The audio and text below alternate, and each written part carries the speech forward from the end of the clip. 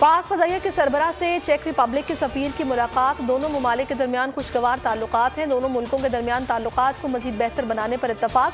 पेशा वराना उमूर पर भी तबादला ख्याल। कोरोना की 5वीं लहर पर NCOC के इक़दामात। 10% से ज़ायद मस्बत शरह वाले शहरों को पाबंदी का सामना।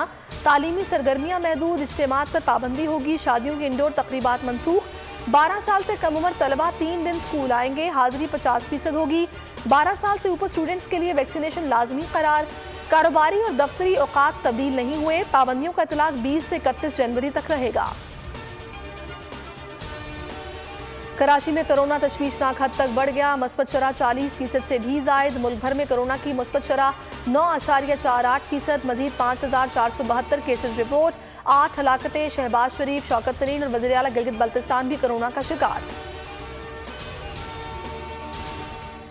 कारोबार बंद नहीं होंगे, SOPs पर अमल कराएंगे। वज़ीर आज़म इमरान खान ने वाज़ेह कर दिया। तकरीब से खिताब में बोले, वबा के दौरान आलमी इदारों ने भी पाकिस्तान के इक़दामात को सराहा। मुश्किल वक्त है लेकिन जल्द सूरत हाल बेहतर होगी। महंगाई सिर्फ पाकिस्तान में नहीं पूरी दुनिया में है। माजी के गलत फैसलों की वजह से पाकिस्तान नीचे गया।